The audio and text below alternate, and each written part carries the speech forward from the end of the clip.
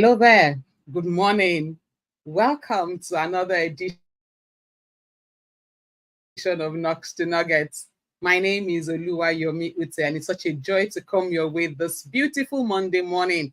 In spite of all the challenges, we are here, and I just trust that somebody will be blessed with value be added to somebody today.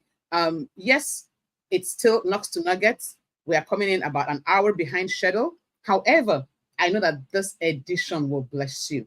So we're talking about insecurity. I know what happened this morning just strengthened this topic for me because insecurity is that thing that robs you of everything that God has designed for you. Everything.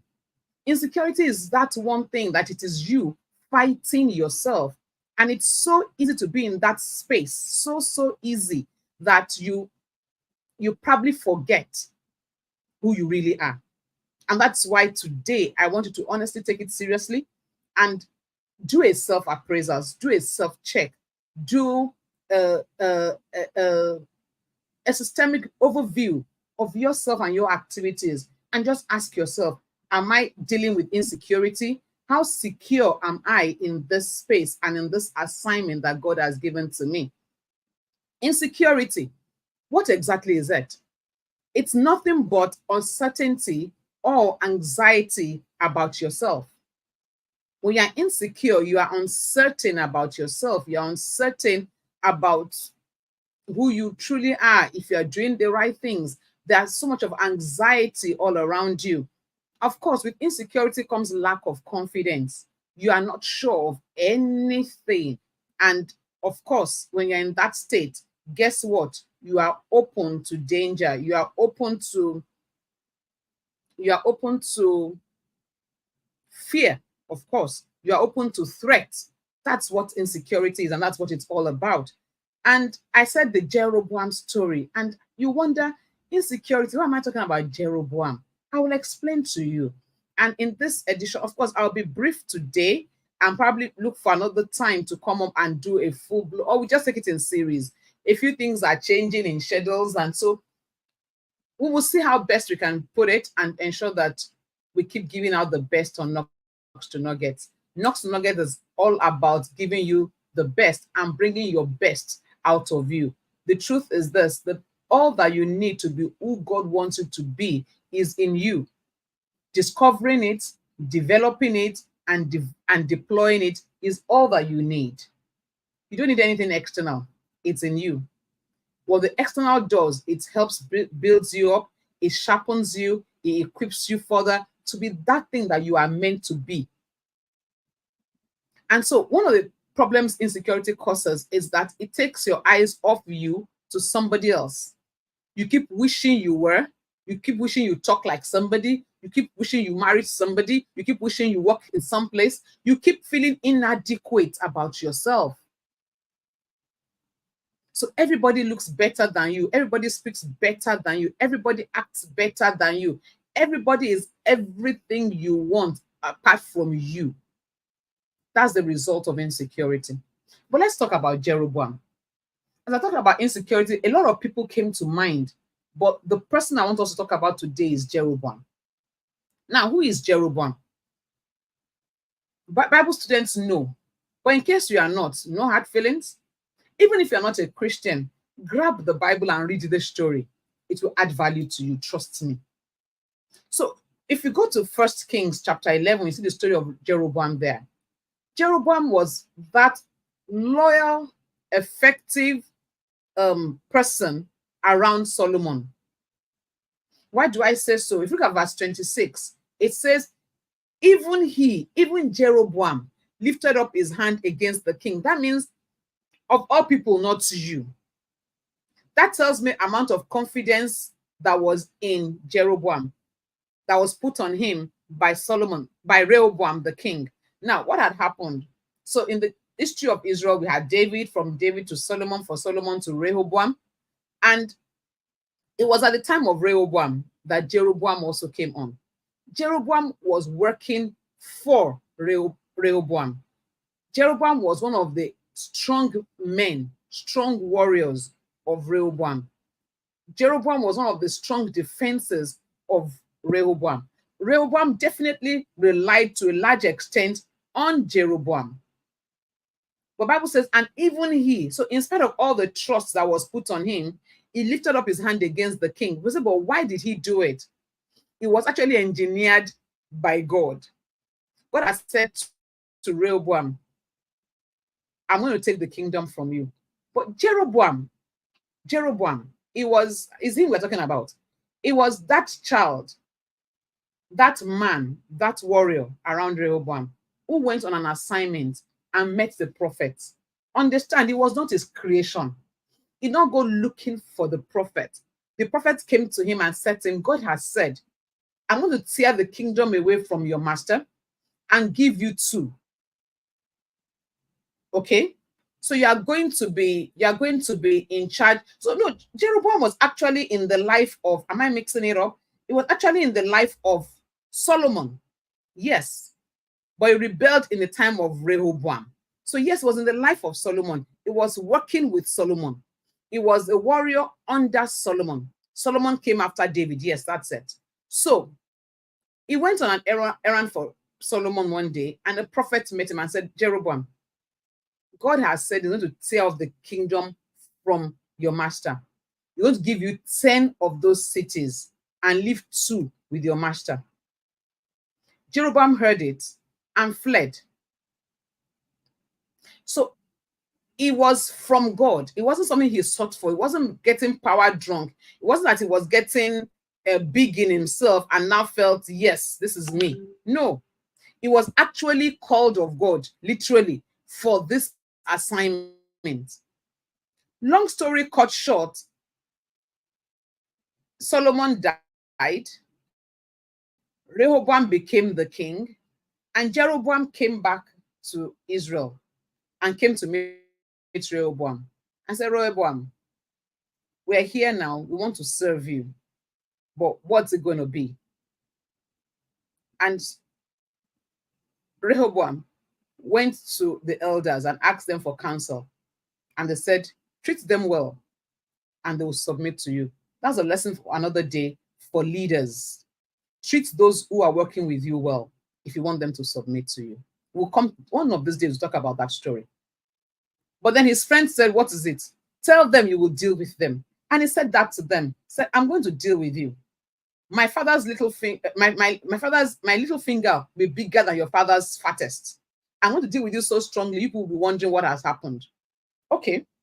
And they said, if that is the case, to thy tent, O Israel, we have no part in David anymore. We want to go on our own. And 10 kingdoms actually followed Rehoboam. 10 kingdoms actually followed him, confirming what God has said. Now, follow me. It wasn't him that decided to be king. It wasn't him that decided he was going to have 10 kingdoms under him. It was God. Now, what he didn't create, how did he want to keep it? Talking about insecurity. The 10 kingdoms went after him.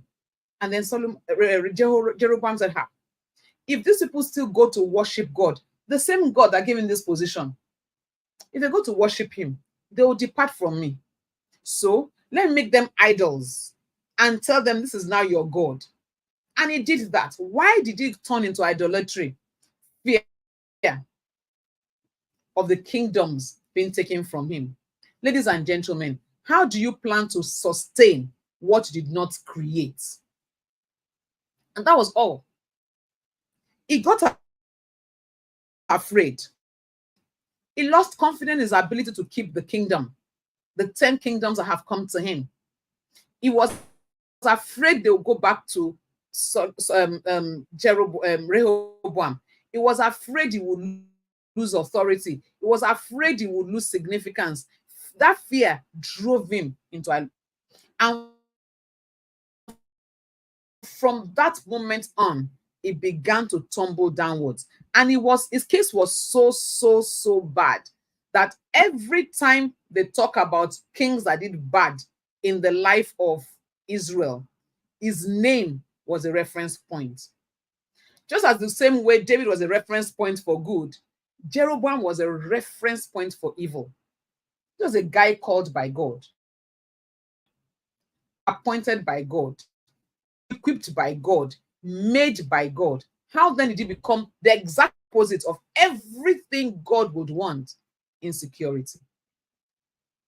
The challenge with insecurity is this: it will make you do the wrong things, it will push you to the wrong people, it will force you into the wrong crowd, it will deny you of everything that God has put for you. Insecurity will take your eyes off God to yourself. And every time you look at yourself, you are not secure. Every time you look at yourself, you will see all the flaws, you will see all the errors, you will see all the things that are not working right. And the devil loves it that way. Because every time you are looking down, you are disappointed, you are dejected, you feel frustrated, and it starts bombarding your mind. It's true, you are not good enough. It's true, you cannot succeed. It's true, nobody wants you. It's true, nobody likes your face. It's true, everybody is against you. And it pushes it on and on and on. You know the result? You turn from God. You take your eyes off the vision. You take your eyes off the goal and need to pursue what is not pursuing you. That's the power of insecurity. I remember several years ago, I spoke to a man of God I really, really respect. And I asked him a simple question. I said, "Sir, how do you deal with insecurity? Or how do you make an insecure leader secure?" And he looked at me and he had a good laugh and says, "Nobody can make an insecure person secure." And he walked away. And I'm like, what does that even mean? Are you saying nobody can make an insecure person secure? So what is how then do you handle it? How then do you deal with it? And as I grew older and as I matured, the more I realized what he was saying. The truth is this: nobody can heal you of insecurity but yourself. Attend all the trainings, listen to every motivational speaker, pay in the thousands of dollars and get a coach until you decide to see yourself in the light of God. See yourself the way God has made you. Realize, understand that you are in God's perfect will. And that no matter what is happening all around, God has got your back. And that you are created by God for a purpose, just the way you are. Whether you are dark or fair, whether you are tall or short, whether you are slim or fat, whatever it is, that you are actually God's specification for his divine purpose. And you can look into the mirror and tell yourself, "I love me." You cannot stop being insecure. Nobody can heal you of insecurity but you. Jeroboam took his eyes off God. He forgot that it was not even his idea. It was not him that decided to be king over 10 kingdoms. It was not him that decided to upstage his master. It wasn't his doing. Do it in his own strength. Ladies and gentlemen, of your own strength, you can do nothing. No matter how good you are, no matter how careful you are, no matter how well read you are, how learned you are, how exposed you are, if God does not make you, you can't be made. And see, insecurity is not something that happens once and goes. Everybody faces insecurity at certain point in time or the other. It will always come. So you enter a room and just suddenly realize that, wow, this room is full of all the who's and who's globally. And for a split second, you feel, so how did I get in here? It's that time that you remind yourself of who you are. Remind yourself of whose you are. Square up your shoulder and say, "I'm enough because I have God." Dealing with insecurity is you consistently and constantly speaking to yourself, reminding yourself of who you are, reminding yourself of whose you are, reminding yourself that God's got your back, keeping the vision in view, reminding yourself of every promise of God concerning you. The fact that you overcome insecurity today does not mean you will overcome it tomorrow. That's the truth. The fact that you got into the room, you felt a bit insecure, you walked yourself up and you overcame it and you did so well, does not mean that tomorrow it won't come again. The feeling will come.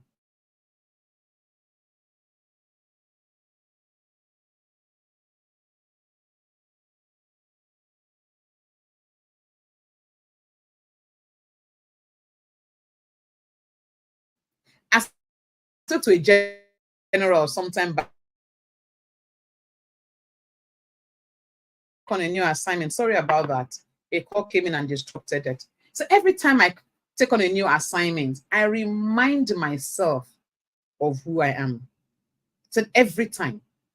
So I never go into any assignment feeling I have arrived. So every time. So I said, but sometimes I get some assignments and I still have these butterflies in my tummy. And it says, if you don't have butterflies in your tummy, you're in trouble. Because that means you've stopped relying on God. You have started relying on yourself. And guess what? The moment you start that, you are going down. I said, so every time you get a new assignment, you will still feel the butterflies in your tummy. You will still feel inadequate. That tint of insecurity will jump in. But that just reminds God. And you can go back to God and say, God, this is another assignment. Let's do it together. It keeps you reminded of the fact that God is the senior partner in your life. Now, if you don't have God in your life, I'm sorry, you can't go far. That's the truth.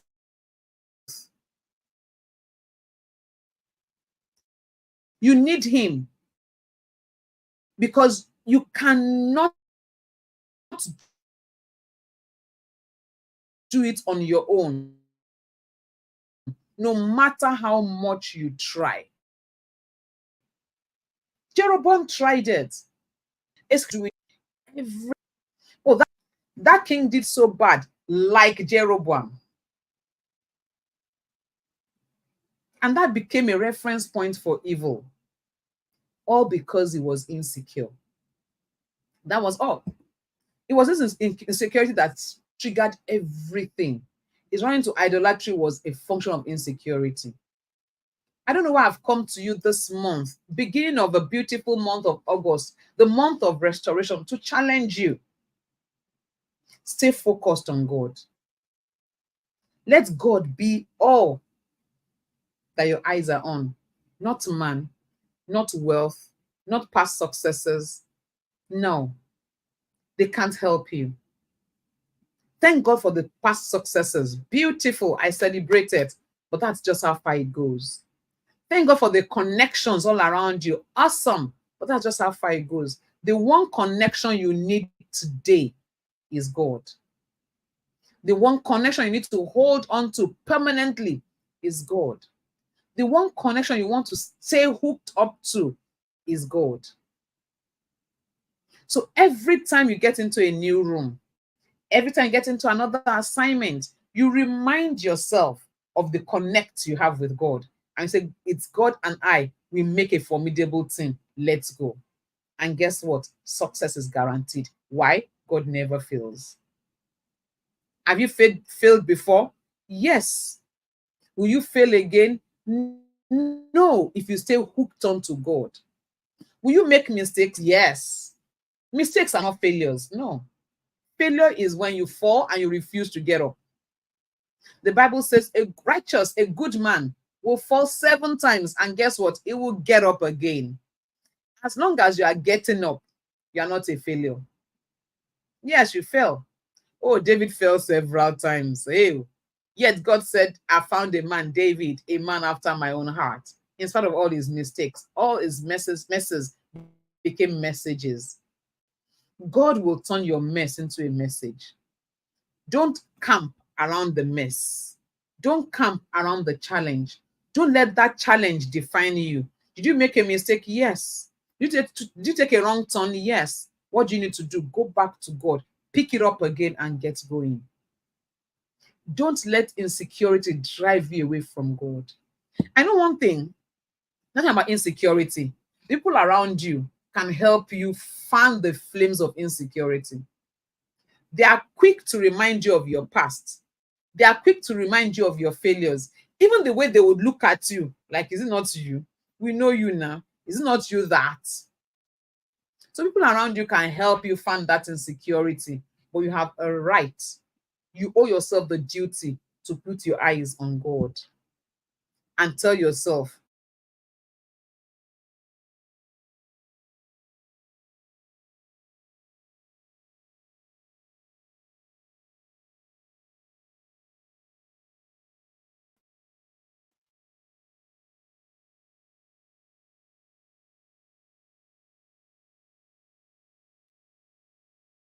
Nothing